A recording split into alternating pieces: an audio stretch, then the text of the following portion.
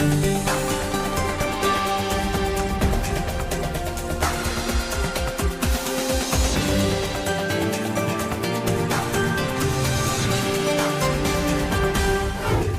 today's World Insight, defense and security delegations from around the world attend the Xiangshan Forum in Beijing.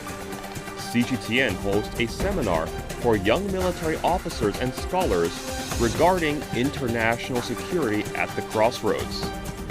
On stage, we have from Belarus, Arseni Sivitski, director of Sarmat AnalytiX. The world is becoming more complex, and that is why uncertainty and instability comes from. From Pakistan, Javaria Tareen, CEO of the Baluchistan Institute of Research and Development. I believe international security is a collective wisdom. From China, Jiang Tianjiao, Associate Director of the Center for BRICS Studies at Fudan University. And in fact, the most important thing is that the interaction between traditional conflict and these non-traditional risks. From Germany, Pascal Abb, Senior Research Fellow at the Peace Research Institute Frankfurt. And we have a shared interest between both the United States, China, as well as, I think, any other major power in the world, in stability. And also from China, Li Zhe, Assistant Research Fellow at the PLA Academy of Military Sciences. We may eliminate the root causes of international conflict and bring much more certainty and stability to this changing era.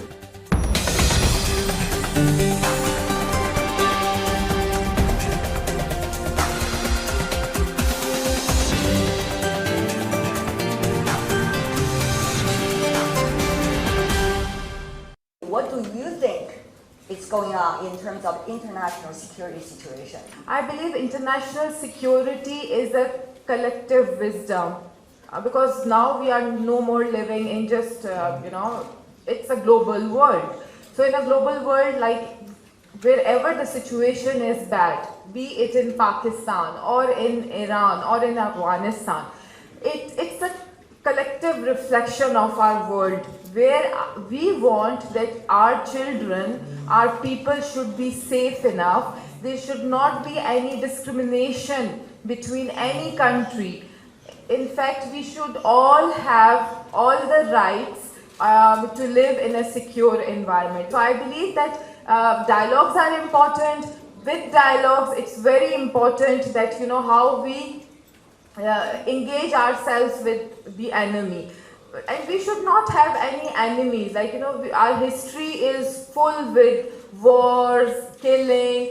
This must be stopped because, we want a world should be peaceful and everything. And in this international security, I believe media has a very big role to play. But I have seen that even since morning, I've not seen that how we are working on perceptions. Because now the wars are not won in a battleground, but through media.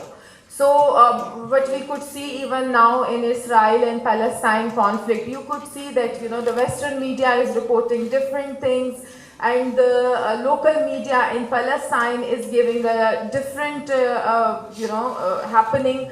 So it's very important how we engage media. The security of the journalists are also very important. We should give them the equal opportunities and the safe, path. I think the current international situation right now can be summed up into two words. One is uncertainty, the other is instability. Uncertainty means for those countries or international organizations, it's pretty hard to predict what will happen next. So they are much more focused on the current issue, finding some short-term solutions instead of long-term strategies, right? And when we speak of the instability, we actually speak of the really shaky or fragile relationships between those countries and the international organizations. And it's just because of this, nowadays there is a rise in unilateralism, protectionism, and hegemonism, and even the Cold War mentality. It's causing serious problem in the world. So in this era of instability and uncertainty, lots of international players feel super insecure and think that, and some of them even think that the only way to get safety is have to through the intensive competition or war. It's terrible, right?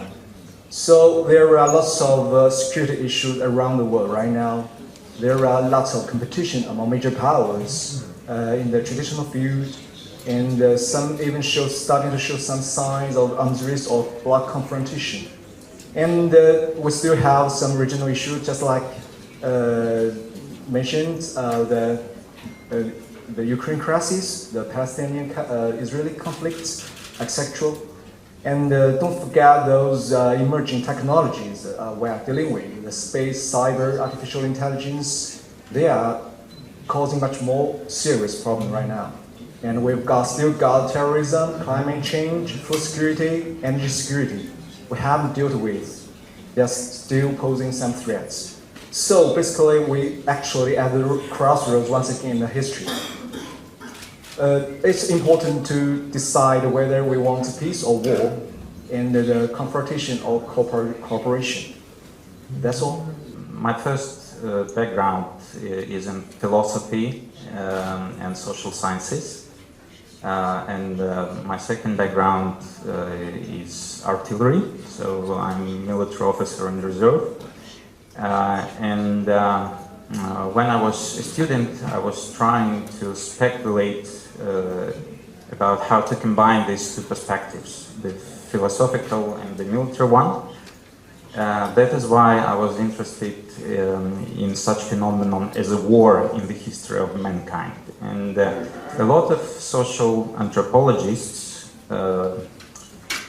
philosophers and historians claim that the history of mankind is actually a history of wars, unfortunately.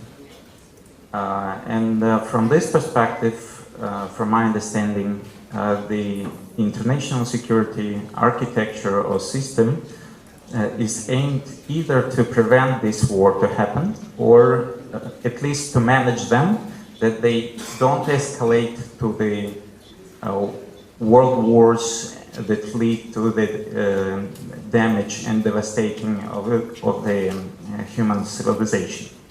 And I think, judging by these developments, we can state definitely that the current international security architecture is in a crisis, in a deep crisis, because it's not able to prevent such conflicts, and not only in Europe, but in other parts of the world, especially if we're following the developments now in the Middle East, but also in other parts and regions. So, from my understanding, the main reason is because the world is becoming more complex. So, the multiple world order is emerging, and it is going to substitute the old world order characterized by the bipolarity. And with this multiple world order, new challenges emerging because more actors are engaging in the process, so more contradictions are coming with this engagement.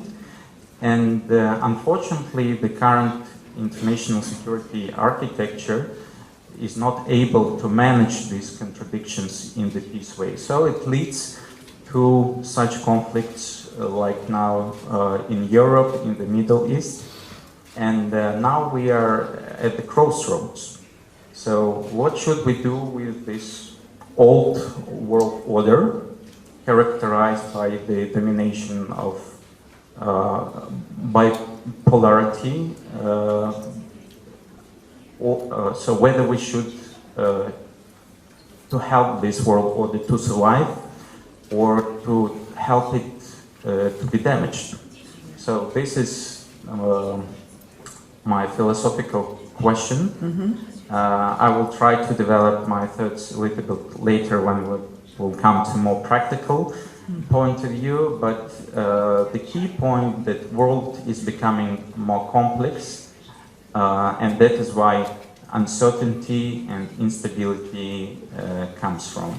So when you ask this question of how can we characterize the current security situation in the world today, there's one simple number by which we can clearly state that it is the worst that we have seen since the end of the Cold War.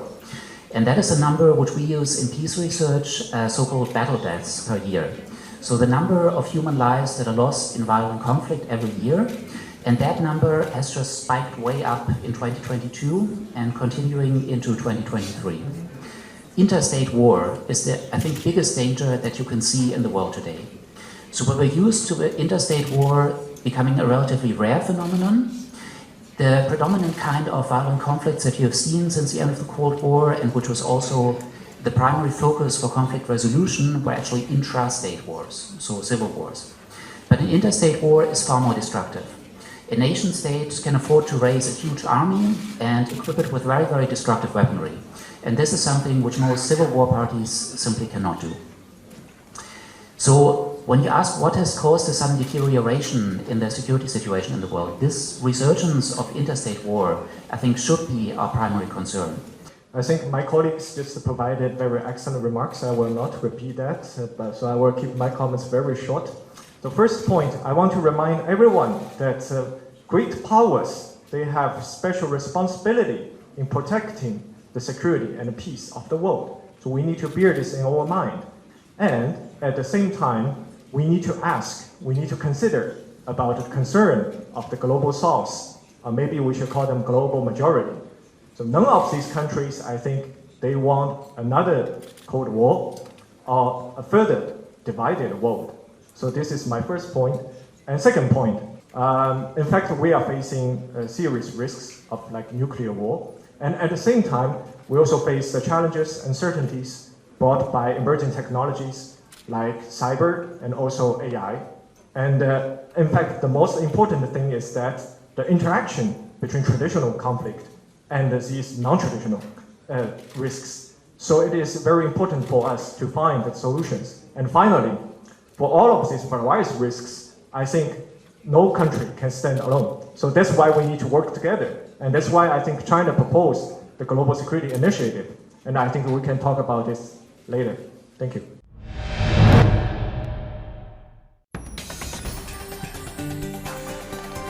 The world is changing fast, taking all our lives with it. But we can change it too, by seeking answers to problems through discussions and debates.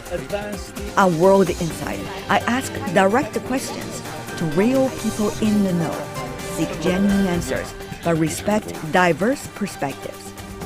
Our live global debates tackle the most critical issues head-on.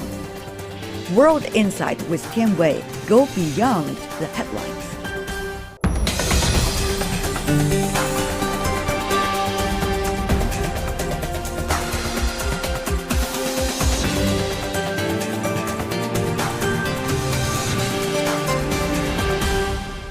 About international security order, that has been a key phrase every one of you indicated.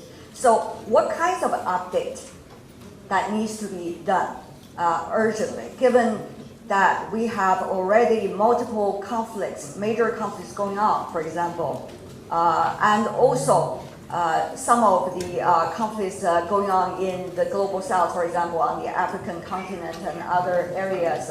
So what kind of update do we need to have, not only addressing the current need, but also further forward-looking? Since the world is becoming multipolar, we need multipolar approach to the arms control regimes.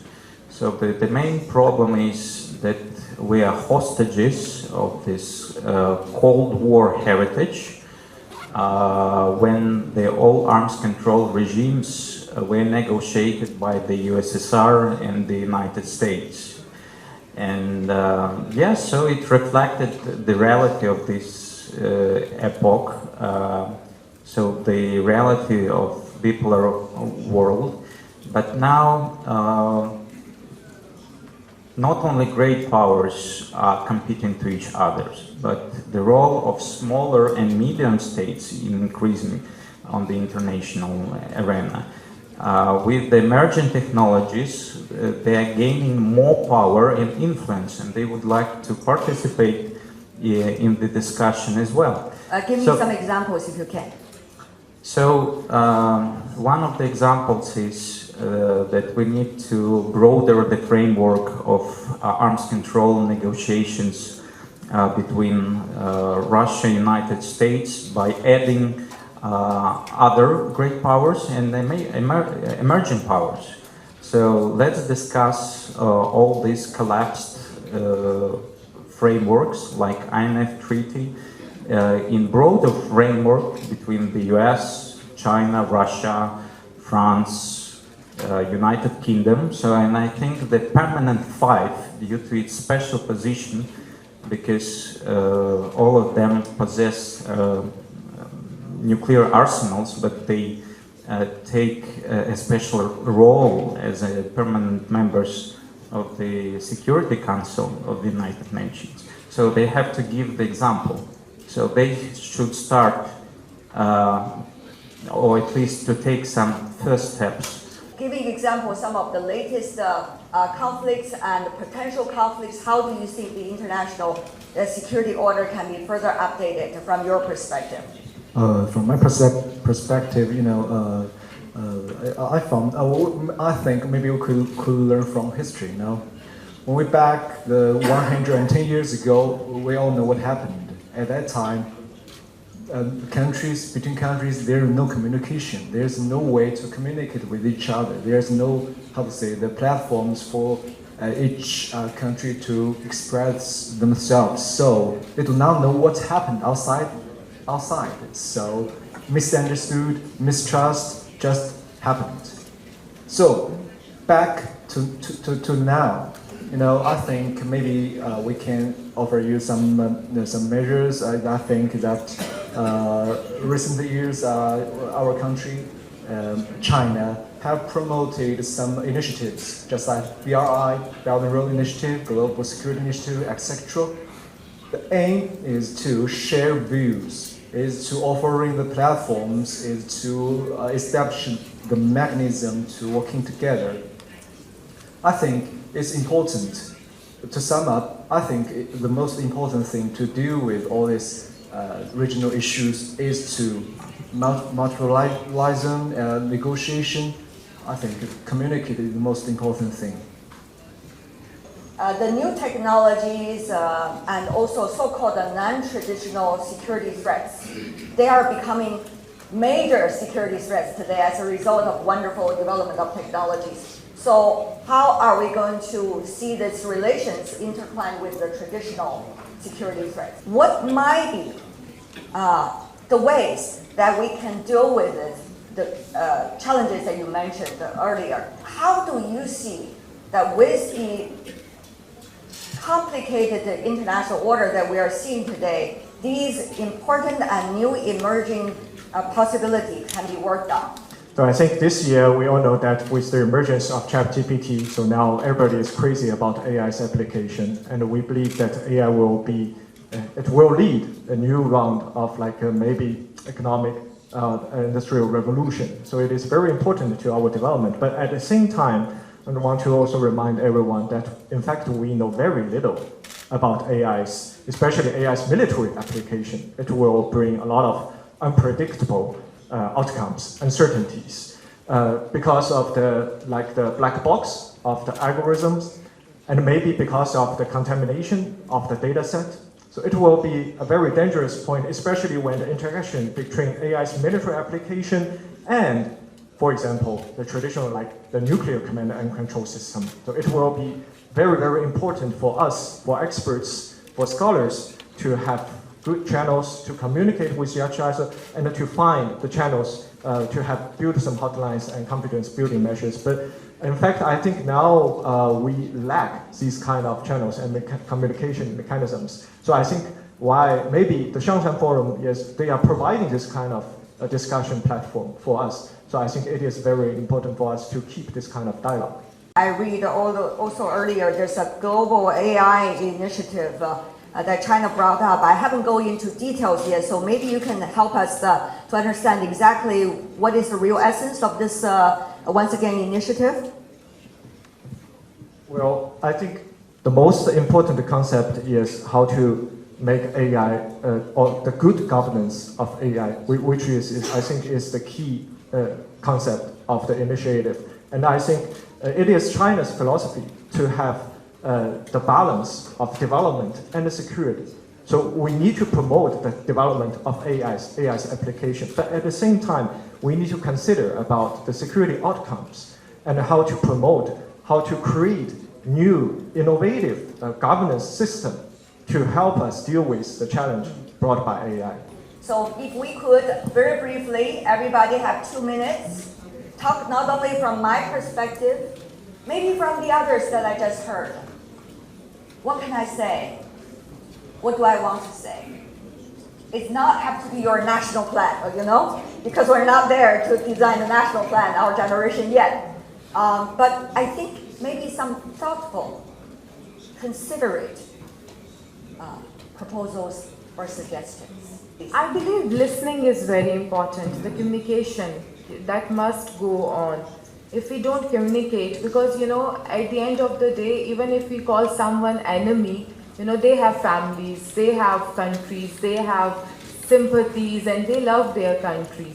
So we all are human. So let's take each another like a human, not being recognized as a Pakistani, as a Muslim, as a Christian, as a Jew. But once we will become human, then it will be very easier for us to, you know, to put ourselves into different shoes and to analyze. That is very important. And then again, I will say accountability. We must have accountability in this world. We do not necessarily fall into the so-called Thucydides trap or follow so-called Montesquieu's long cycle theory, and we do not, certainly not, like some scholars predict, so-called destined for war. Because today we have much more, our world connected closely, much more. And we have much more adverse and convenient means of transportation and communication. We have the more advanced technology and science, and of course we learned so much from 20th century. So we've got the political wisdom, right? So I think this is the worst of the times. It's also the best of times. I think as long as we could we could say adapt into the changing international landscape in the spirit of solidarity, and to address those complex and so-called intertwined security challenges with a win mindset, we may eliminate the root causes of the international conflict and bring much more certainty and stability to this changing era. The emerging world order is increasingly, unfortunately, unstable and insecure. And to navigate through the risks of new conflicts, new arms races, we need definitely dialogue, communication, and cooperation. Understanding the fact that not all countries would like to engage into such discussions and conversations, we should also emphasize that now we're living in times when we are forging this new world order and new security architecture.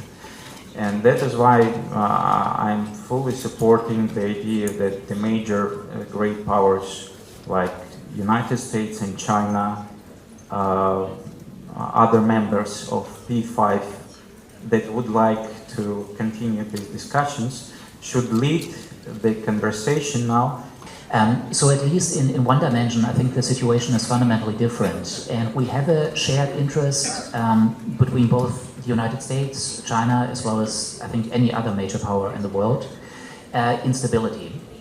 And this is very, very different from a situation in the so-called Cold War, which was in fact very, very hot in many areas of the world. So I think this is, I mean, in addition to some of the other things that have been noted, other global governance issues, the combating climate change, arms control, and so on, this fundamental interest in a stable world is something that at least makes me a little bit optimistic about the future. So my simple suggestion is just keep young people dialogue, continue dialogue, and just let young people talk. I think this is very important because young people are the future generation. And as some of our colleagues mentioned that the deep roots of the security problems issues, they cannot be easily changed. But through cross-cultural communication among young people, I think we can better understand each other, just like what we did this afternoon. And we can have reconciliation step by step. So I think this is a very important opportunity, and I really appreciate that the Xiangshan Forum provided this platform for us. And I saw a lot of officers coming from different world. Please, you are always welcome, and just bring our officers and the young scholars to your Xiangshan Forum so that we can create a common security together. I would love to appreciate all your efforts today. Once again, we're coming from different perspectives, but you have demonstrated with the brilliance how that could also lead to a very constructive and encouraging conversation like today. So thank you so much for all of you.